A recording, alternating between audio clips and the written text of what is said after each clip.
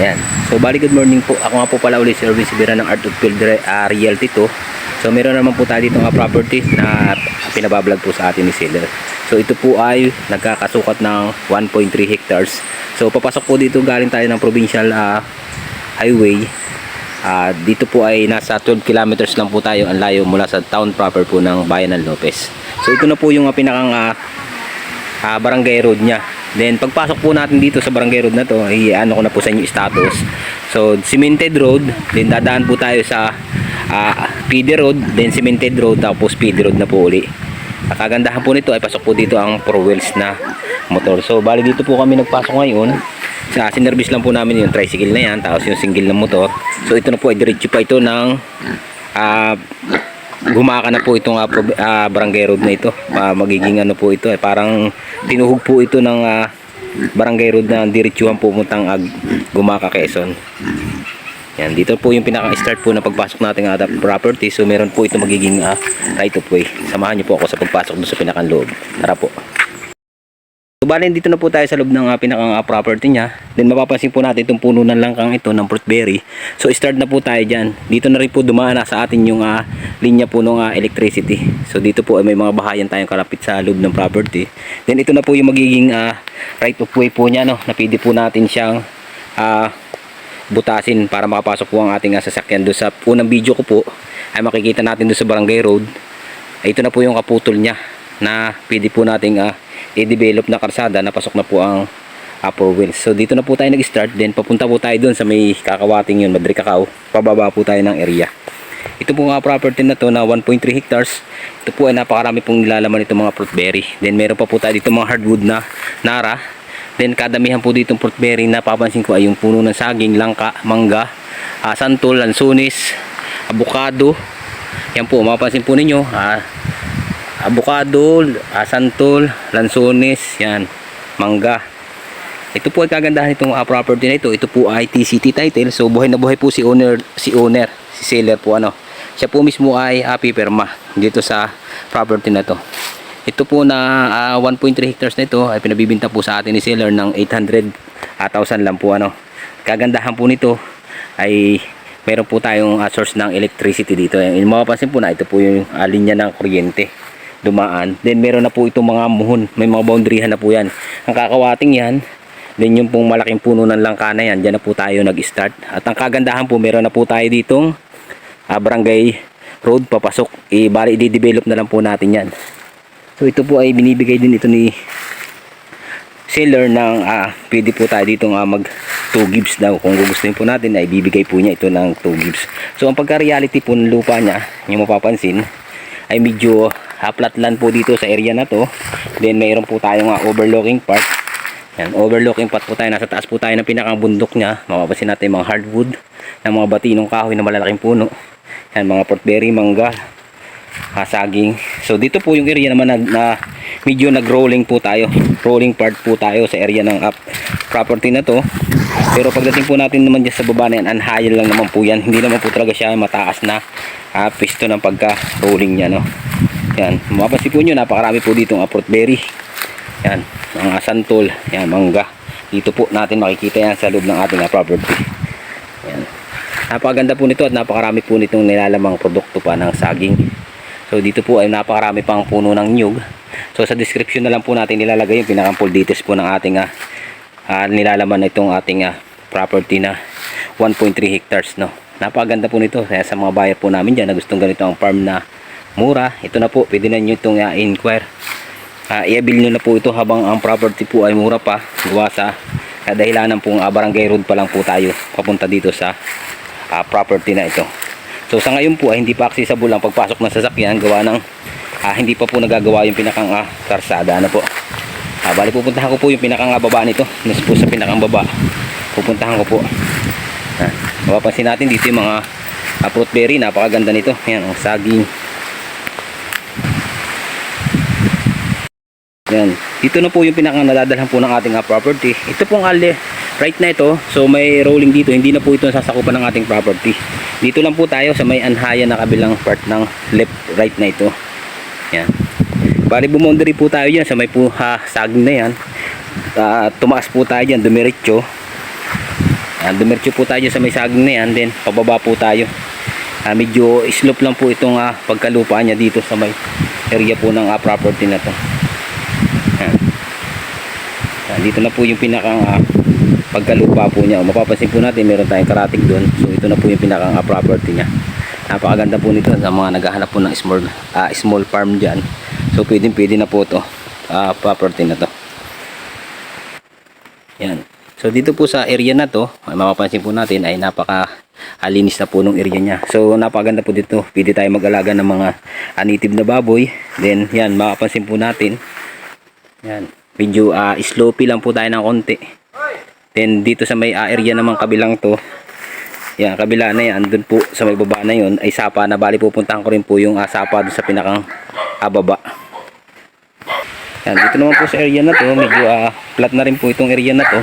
So meron po tayong karatig dito na bahay yan. Dito na po yung may linya tayo ng kuryente, then dumiretso pa po dun sa may kabila ng area niyan. Bahayan pa po dyan sa area na yan. Dito po yung sinasabi ko sa inyo na napakarami po na fruitberry na mapapansin natin. Merong hardwood na Gimelina, Lanzones, may puno po ng manggang malaki. Then ang reality po nito ay nag-slow po siya, no. 30% ano lang po tayo dito. Flatland na area. So dito po ang kagandahan nito ay meron tayong source ng tubig na sinasakupan po nito sa ating property. Meron po tayong sapa. Yan. Ito na po yung mga dala pa. Ang kabilang area na yan, yung makikita po natin napakarami pong fruitberry. Meron po dito mga tawag ito, mga mangga, langka. So pupuntahan ko po yung pinakang source po ng ating tubig na sapa. So napakaganda po nito, gawing farm po, farm ng kambingan, manukan, bakahan. Pwede po dito sa ating property na ito. Yan, yun na po yung sapa. Yung bukal po dyan, meron tayo yung sinasakupang bukal. Then medyo madulas lang po yung pagbaba. Medyo rolling na po itong nilalakaran ko ito pababa. Yan, kung yung mapapansin po, ayan, ito na po yung pinakang reality nya.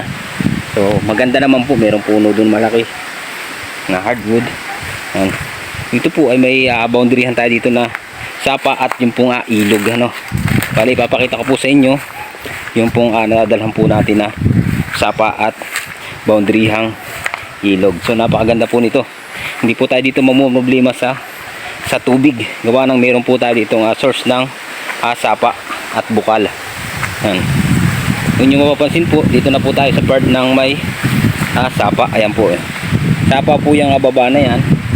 Kagandahan po nyan, meron tayong source ng tubig na bukal. So boundaryhan po natin yan pong bukal na sapa na yan. Yan, meron po tayo ditong ilog. Bali nagsanga po siya. Then sapa po yung baba na yan. Ilog na po yan na baba na yan. So nag-upland, flat naman po itong area ng baba na yan. Kagandahan po nito, meron pa tayo mga kawayan. Yan yung mapapansin, yung mga kawayan po sa area na to. Ito na po yung pinakang sakop ng ating property. Mapapansin po natin mga hardwood na Gimelina, mga fruit-bearing mangga, saging. May mga tanim po dito, mga mahogany. Yan, mga batang mahogany po, mga tanim na yan. So ito po ay napakalinis po ng documents na yung property na to. Yan. So bali aakyat na po ako ulit. Papunta naman po ako dun sa may karsada. Sa mga buyer po dyan na gusto po mag-inquire nito, property nito. Makikita po nyo yung aming WhatsApp invite po sa taas po ng ating screen. At kung yung details naman po nito ay nasa description na lang po ng ating ilalagay sa baba po ng ating video. Pakiclick na lang po doon. Yan.